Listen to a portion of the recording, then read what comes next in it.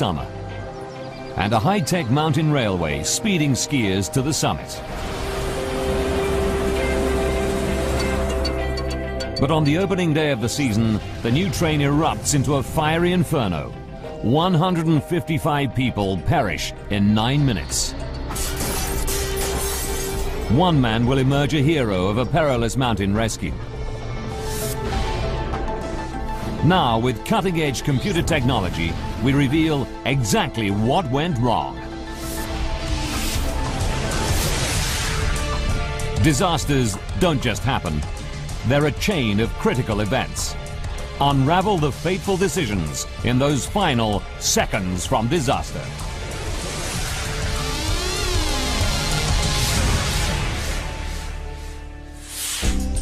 Europe. Austria. The village of Capron. November the 11th, 2000. Thousands of skiers and snowboarders crowd into the resort for the opening day of the winter sports season. What makes Capron so popular is its giant glacier, the Kitzsteinhorn. It's a mountain of ice that never melts, whatever the weather, making skiing possible even in summer. A high-tech ski train rises 1,500 meters through solid rock to land skiers near the summit.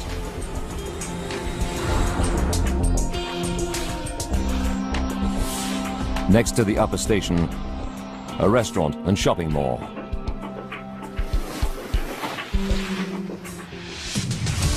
"8:45 a.m. Skiers and snowboarders celebrate the season start. People light firecrackers. Torsten Gradler, part-time firefighter from Germany, arrives for the big day with 49 members of his ski club. That particular trip was the first outing of the year 2000.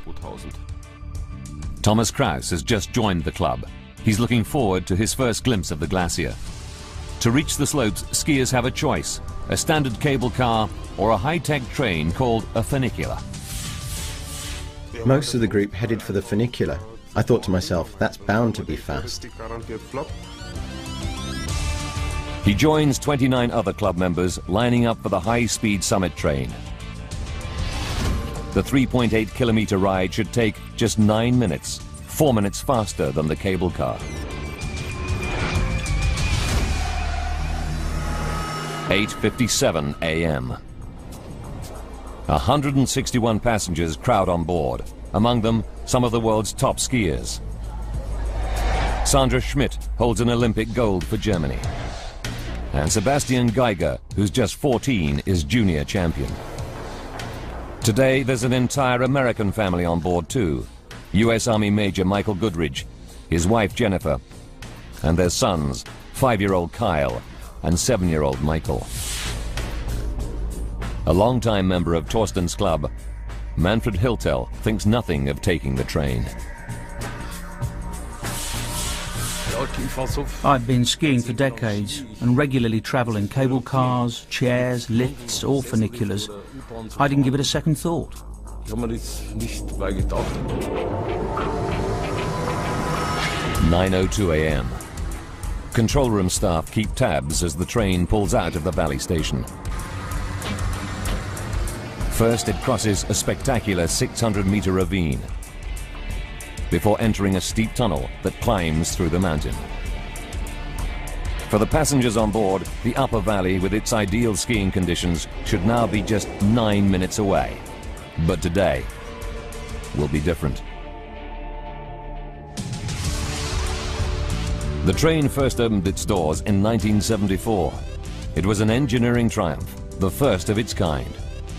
An underground train inside a mountain, climbing at speeds of 25 kilometers per hour up a steep 30-degree incline. In 1993, it was modernized, giving it a sleek, futuristic look and making it the pride of Austria's ski resorts. The system is ingenious but simple. There are 2 trains, each one balancing the other. As one climbs, its twin across the tunnel descends. At the top station, a powerful electric motor and pulley system pulls the trains up and down the track. Neither train has an engine or fuel. There are no drivers, just an attendant at the front of the train who operates the doors. Each train has 2 coaches with 8 separate passenger compartments. There's a cab at the front and the rear of the train for the attendant who switches back and forth as the train travels up and down. It can carry up to 180 passengers. Every day, more than 1,000 people use the train, and it enjoys a perfect safety record. Until now. 9:02 and 3 seconds. The 161 passengers are spread through the train. Thomas Kraus is in the last compartment. Just 20 meters out of the station, he spots something. The first unusual thing I noticed was the smoke. It was like a cigarette that you put down for a moment. Thomas is at the back of the train near the empty attendant cab, which is only used for the downhill trip. Smoke from the cab starts to seep into the rest of the car. Passengers grow concerned, then agitated. There are no smoke alarms to alert either the train attendant or the control room. One passenger tries to make a call for help on a cell phone. Others bang on the rear wall of the coach. But no one hears them.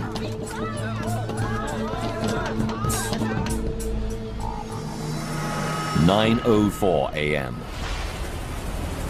The train enters the tunnel, cutting off cell phone signals.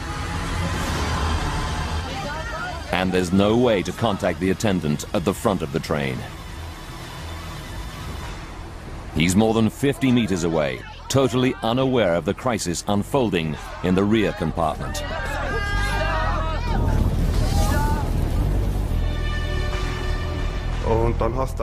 You could already see fire flickering, licking upwards. The word got round, and people inside the compartment realized that there was a real problem.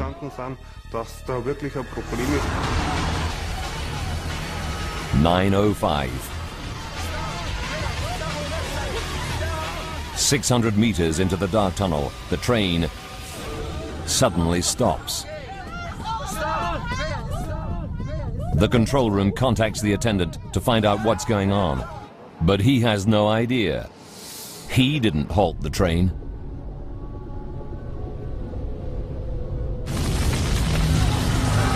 "9:05 and 30 seconds. The rear coach is now filling with toxic smoke. But there's no emergency door release. The 161 passengers are trapped.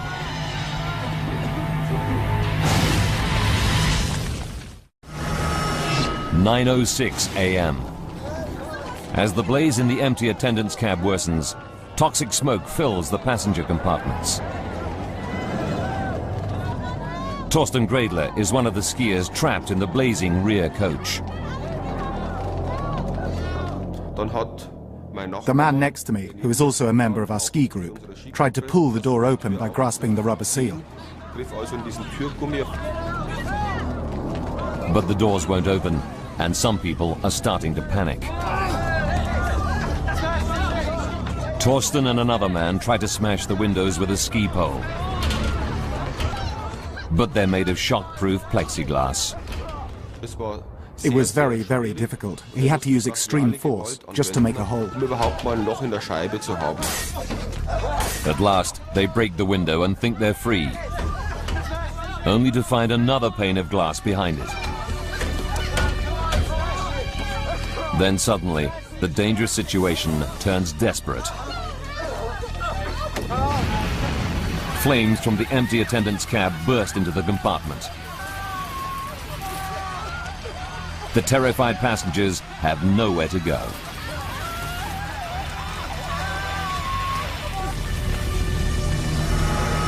"9:08. Up until now, the attendant at the front of the train hasn't seen the blaze. Now, he realizes what's going on. He alerts the control room. They tell him, open the doors and get the people out. At that exact moment, the intercom dies, and all contact with the burning train is lost. Operators in the control room have no idea what's going on deep within the mountain tunnel. Meanwhile, Torsten Gredler's efforts to smash the windows pay off, and he and the other passengers dive out of the train. I was the last one to leave the compartment. By that time, flames were all around my head. But in other compartments, passengers are still trapped. Some people just stood there, not moving at all. They appeared to have been overcome by the smoke and paralyzed by it.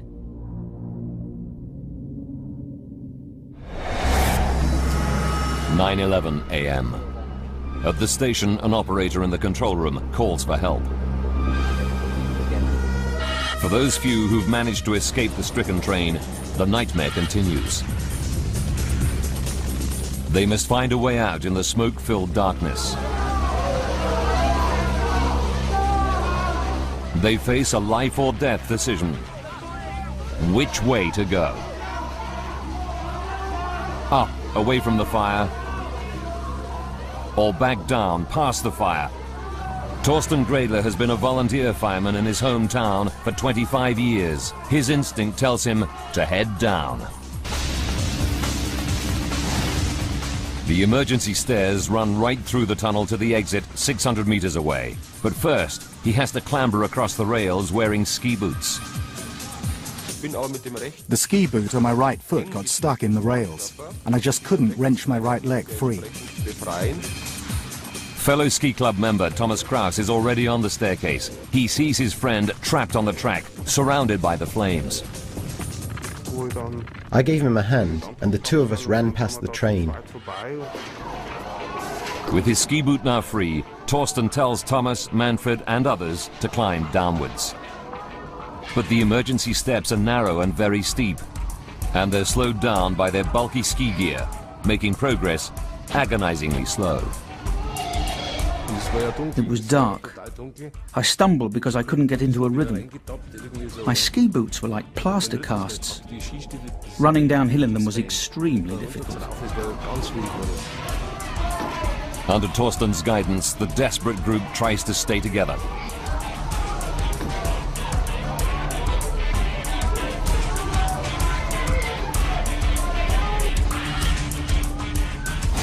Above them looms the burning train. Its cables could snap at any moment, sending the 40-ton train roaring down the tunnel towards them.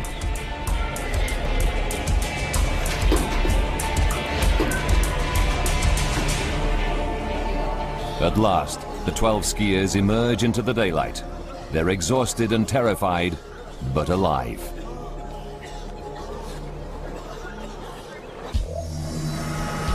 "9:23. 149 passengers and the train attendant are still stranded inside the blazing tunnel. Rescue workers pour in. 500 firefighters, 22 helicopters, 100 rescue vehicles rush to the scene. But the lower end of the tunnel the train is nearest to is way up the mountainside. The only way for firefighters to reach it is on foot up the railway.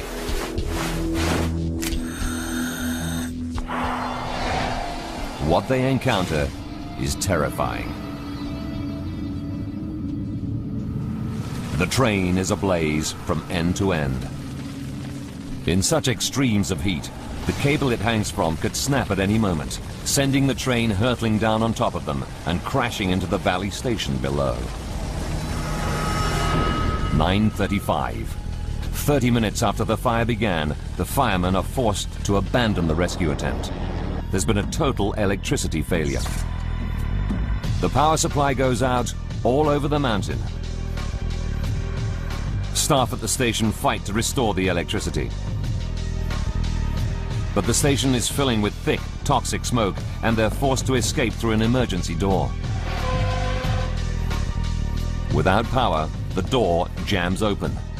Now fumes escape into the Summit Station shopping mall, full of people. Employees evacuate the station and shopping area.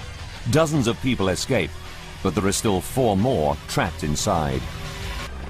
Helicopters airlift the first teams of rescuers up to the summit. Firefighters gear up to enter the smoke-filled building. 10:16. Friedrich's team enters the shopping area in search of survivors. You couldn't see anything at all. That's how it was.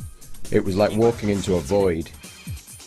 Thank God we chose the right-hand entrance and quickly found the first person. The firefighters stumble upon a workman lying unconscious just inside the main entrance. He's barely breathing. They rush him outside just in time. They plunge into the smoke-filled building again. Despite zero visibility, they find the last 3 people. Tragically, they're already dead. The thick smoke and high temperatures make it too dangerous for the firefighters to continue into the station and tunnel. The search for the missing 149 passengers is suspended. For Fire Chief Anton Brandauer, it's an agonizing dilemma. We were there with nearly 500 men and 60 or 70 fire engines, but there was still nothing that we could do.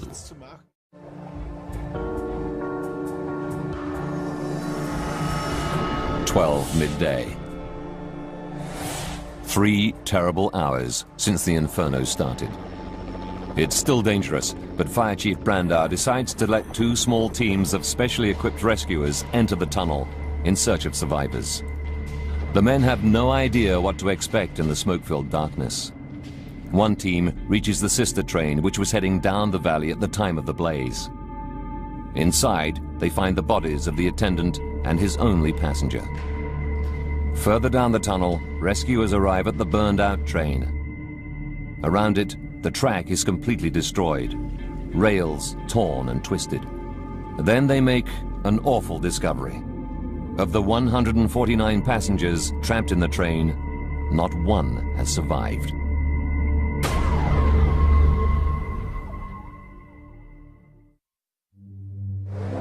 What was to have been a great day's skiing has turned into a day of unimaginable tragedy. In total, 155 people are dead. Only 12 incredibly lucky survivors escaped the fire. It's the worst peacetime tragedy Austria has ever suffered, and devastating news for dozens of bereaved families around the world. That's the worst part of it, telling the relatives there are no survivors. For me, that was the worst moment. Most of the bodies are burnt beyond recognition. In some cases, identification relies on DNA cross-matched with samples from the victims' toothbrushes and razors found in their hotels. Among those who die are U.S. Army Major Michael Goodridge, his wife Jennifer, and their 2 young children. World freestyle skiing champion Sandra Schmidt perishes along with her parents. German junior ski champion Sebastian Geiger, aged 14, dies with 3 other members of his group and their 2 ski coaches. But how could this terrible tragedy happen? It's a total mystery. Pulled up by a cable and winch, the train has no engine, no fuel tanks, and only low-voltage electrical devices. What could have caused the blaze? The Regional Public Prosecutor's Office orders an investigation into the cause of the disaster.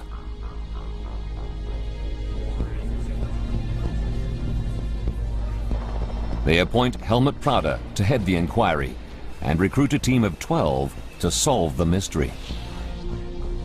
Using their findings, we can piece together the deadly chain of events.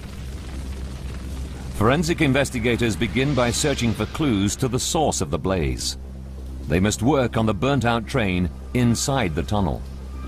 If the wreck is moved, they may lose vital clues. They haul the sister train, untouched by the flames, out of the tunnel for analysis. Built to identical specifications, the twin train may reveal an undetected design flaw. Within hours of the tragedy, journalists air theories on the cause of the fire. The Times of London suggests that snowboarders may have been to blame. The paper reports that some snowboarders may have been lighting firecrackers in celebration of the opening day of the new winter sports season. Could a teenage prank have started the terrifying inferno which would go on to claim 155 lives? At this early stage of the inquiry, nothing is ruled out. Investigators take survivor Thomas Kraus to the sister train to point out where he first saw the blaze. In my statement, I said it was like a cigarette that you put down for a moment. That's what it looked like, the smoke coming from the control panel. The control panel is in the rear attendants compartment. Investigators try to find out if anyone could have got in there and started a fire, accidentally or even deliberately. But the rear cab is sealed off from the passenger compartment. The only way into it is from the platform. Eyewitnesses confirm it was empty on the fateful journey. The attendant was in the uphill cab at the front of the train. The only opportunity for someone to enter the rear cab and start a fire is during the train's 3-minute stop at the Valley station just before it leaves. Investigators calculate that this is too short a time frame for anyone to get in, start the fire and get out without being noticed.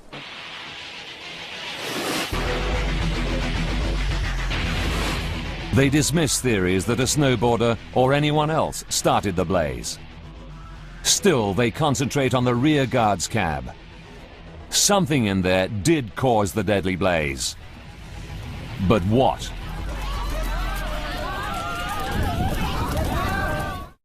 Passenger Thomas Kraus has told them where the fire broke out. The control panel in the rear attendants compartment, which contains electrical wiring. Painstakingly, the team carry out tests to see if faulty wiring could have sparked the blaze.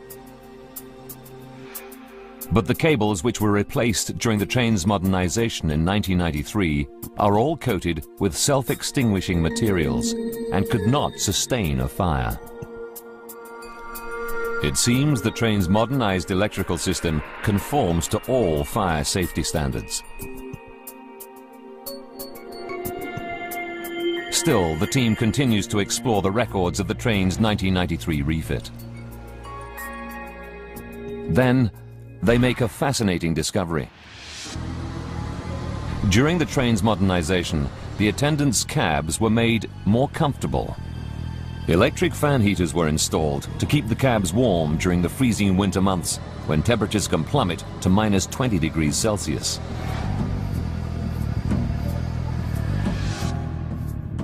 And they're located beneath the control panels, where smoke was first spotted.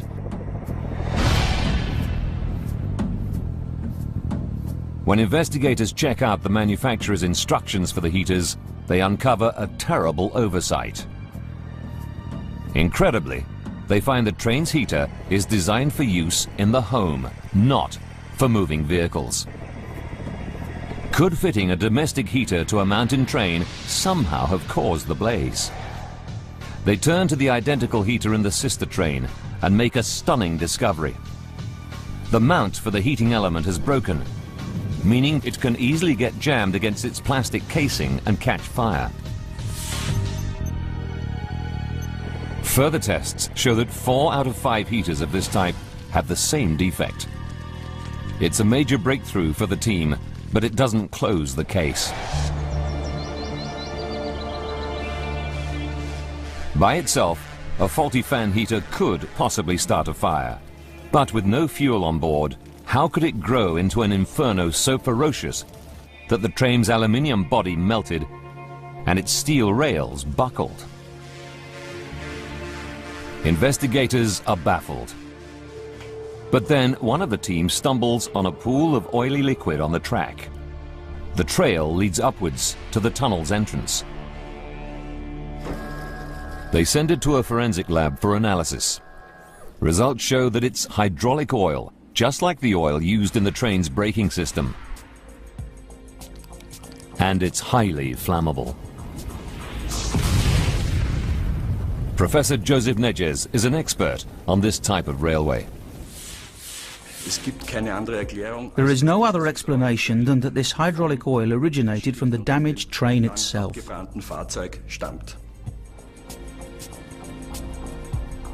Just like the new heaters in the attendants' cabs, the hydraulic system was a new feature installed during the 1993 refit.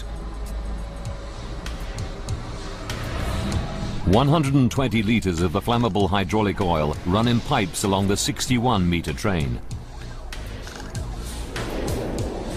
But how did the oil escape onto the track? Hydraulic pipes are often not completely leak-proof, so a small amount of hydraulic oil may have seeped out. But how did the highly flammable oil come into contact with the faulty fan heater? After all, they should be in two completely different places on the train. Investigators comb the sister train for clues and make another crucial discovery. The control panel in the guard's compartment houses an hydraulic pressure gauge, and oil pipes leading to the gauge pass within just a few centimeters of the faulty heater. If these pipes were leaking, some of the flammable oil could have dripped onto the heater.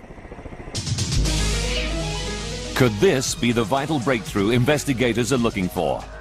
Now they can piece together the chain of events leading up to the tragedy.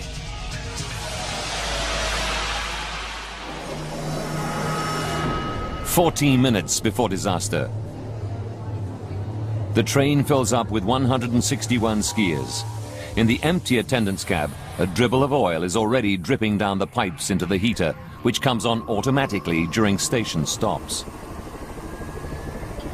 A design fault causes the unit to overheat. Hydraulic oil seeps onto the red-hot heater element. Fire breaks out unnoticed before the train even leaves the station.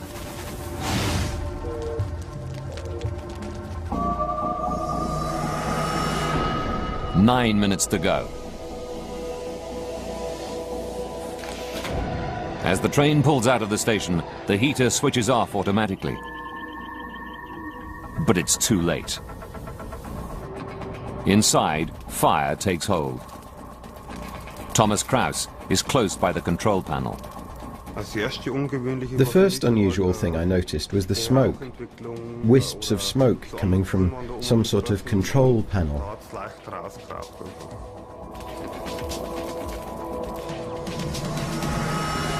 "7 minutes. As the train approaches the tunnel, flames from the heater melt the leaking pipes. Now oil gushes out of the pipes, soaking the plastic floor and dripping onto the track below. As the train enters the tunnel, highly flammable hydraulic oil is feeding a roaring blaze. 6 minutes left. 600 meters into the tunnel, the train unexpectedly comes to a stop. The conductor who's at the front of the train doesn't know there's a problem. But why did the train stop?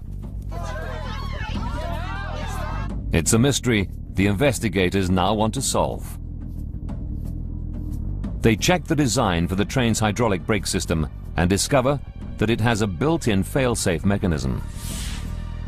If pressure drops, as in the case of a leak, the brakes automatically slam on, bringing the train to an emergency stop. Under normal conditions, it's a necessary safety feature. But now it only serves to trap the train in the tunnel, stranded 600 meters from help. Investigators know that a leak from the hydraulic system causing a 20% loss in pressure would trigger the automatic stop.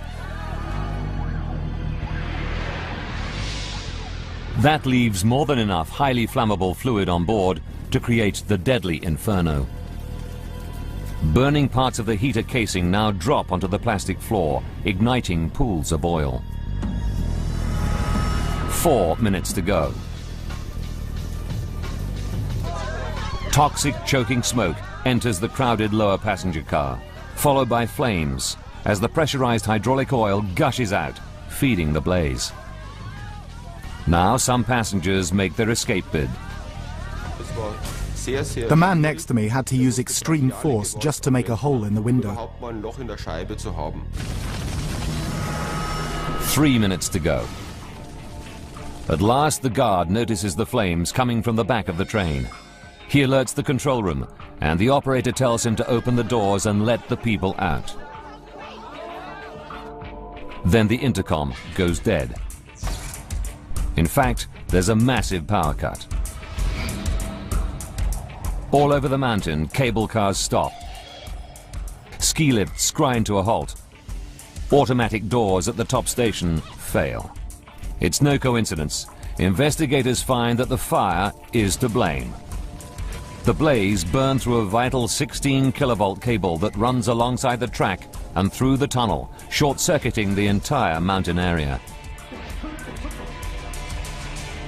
With so many dead, everyone wants to know, did the train attendant ever have a chance to open the passenger doors?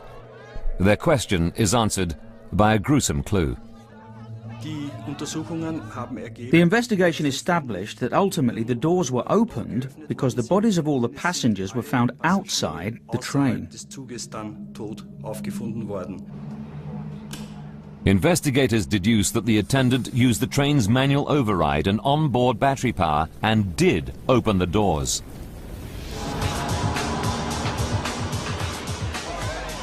But out of the 161 passengers on board, only a dozen ever made it out of the tunnel to safety. It's a mystery.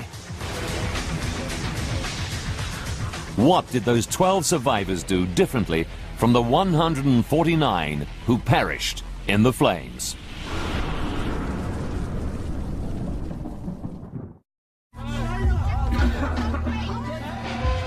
Now the train attendant opens the doors by using the manual override switch, freeing all the remaining passengers from the blazing coaches. But investigators know that all these people, 149 of them, perish. The question everyone wants answered: why do some escape when others die in the tunnel? What's more, many are fit, able-bodied men and women, some of them ski champions. But not one makes it more than 142 meters. Investigators find the body of the German Olympic skier Sandra Schmidt 62 meters from the burnt-out train. Japanese athlete Tomohisa Sase made it the furthest of anyone. They discover his body 142 meters away. But most people have fallen within the first 15 meters of the train. What investigators need to know is, how did 12 survivors cover more than 600 meters to get to safety when most perished no fewer than a few steps from the train? To find out, the team studies other severe tunnel blazes from around the world. They find the answer to the mystery in the design of the Capron tunnel. It's built at a steep angle of almost 30 degrees. It means that when the blaze broke out, it would not behave like a normal tunnel fire. Dr. Richard Bettis has studied tunnel fires for 17 years and knows this is a major problem. The important thing about a fire in a tunnel is that the heat and smoke have got nowhere to go. Smoke and heat will rise up to the roof and spread out in both directions. But if the tunnel's inclined, all the smoke will go upwards. And the direction the smoke travels is critical to the passengers escaping from the train through the now open doors. They face a crucial decision: which way to go. Downwards on a steep stairway towards the heat and smoke of the fire, or upwards away from the inferno. Just 12 decide to run downwards. The remaining 150 people all go up towards what they believe is safety.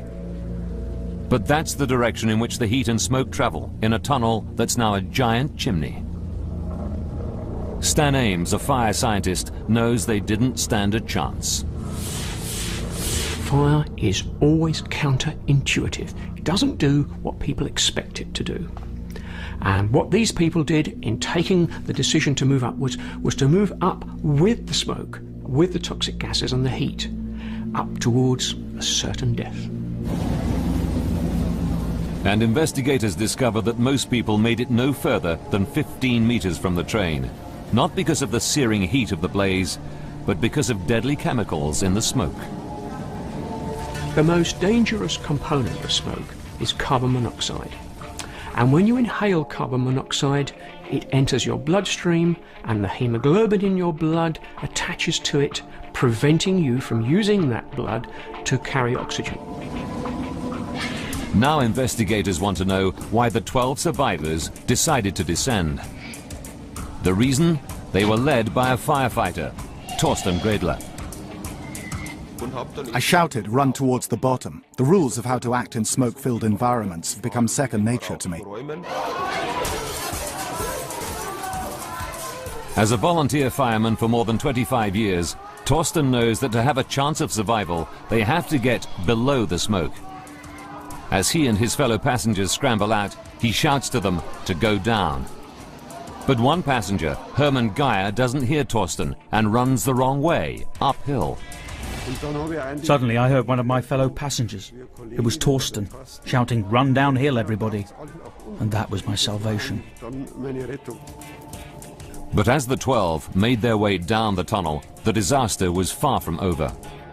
The inferno was about to claim more lives, some of them people who weren't even on the train. Most people would think the further you are away from the fire, the safer you would be. But in this case, the smoke and toxic gases generated from the fire travelled the entire length of the tunnel and endangered the lives of the people in the restaurant and the station 2.5 kilometres away. This is like being attacked by a fire on the other side of town. As the fire sucks in air from the bottom of the tunnel, it causes a massive updraft, which propels smoke upwards at 144 kilometers per hour. The deadly cloud also engulfs the sister train, choking the attendant and his only passenger to death. It then pours out of the top of the tunnel, killing 3 more people in the station building. It's a terrible tragedy that the investigation team wants to prevent happening again. They want to know if it could have been avoided. But when they examine the train's safety specifications, what they unearth will shock the whole of Austria. As investigators scan the fatally flawed mountain train's design, they're shocked to find it lacks even basic safety features. The train has no smoke detectors. Its 2 fire extinguishers are out of passengers' reach in the sealed attendants' cabs. There's no way for passengers to contact the attendant and no emergency brake switch. Why are there so few safety features? In the 100 years since funiculars were put into operation, no fire has ever occurred inside a coach. This meant that there was a perception that a fire like this could never happen.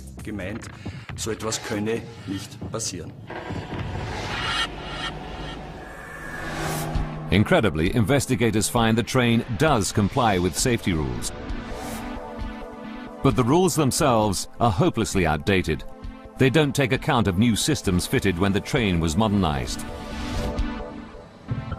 Hydraulic braking systems and onboard electric power were 2 new innovations that severely increased the risk of fire. But the most serious blunder that the operators committed was to fit a totally unsuitable fan heater inside the control unit of the attendant's cab. As a result, 16 individuals are charged with negligence and indirectly causing the deaths of 155 people. On June the 19th, 2002, the case goes to trial.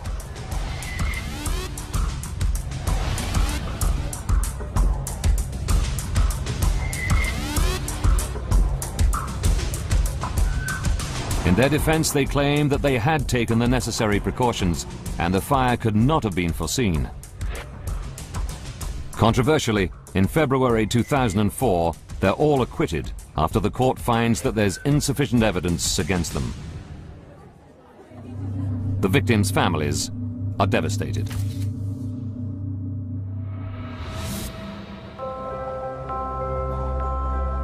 In the wake of the disaster at Kaprun, safety regulations on similar mountain trains have been toughened up throughout the Alps.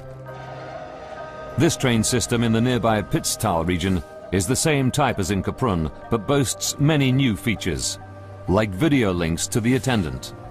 Passengers can get cell phone reception in the tunnel. There's an intercom system, emergency door handles, and hammers to break windows. Now it all seems so obvious. Torsten Gredler was recognized as a hero for helping to smash a train window and leading 11 people to safety. But surviving the disaster when so many died, including 20 members of his ski club, weighs heavily. When I walk down the street, I have to go past 2 or 3 houses where I know they lost a daughter. Here the husband was killed, and the daughter too. That's not easy to cope with. Many of the survivors have found the courage to return to the ski slopes. I still go skiing. To begin with, I found it difficult. I'll never travel in one of those funiculars again. While I'm at work, I've got something to occupy my mind, but at night, the memories come back. The mountain train at Kaprun was a disaster waiting to happen.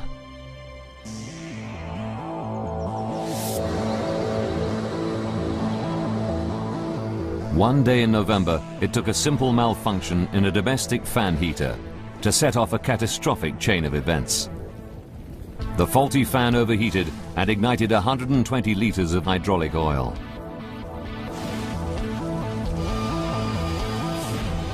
That sparked an inferno in the passenger coaches that sent smoke billowing 2.5 kilometers up the mountain tunnel and caused the deaths of 155 people.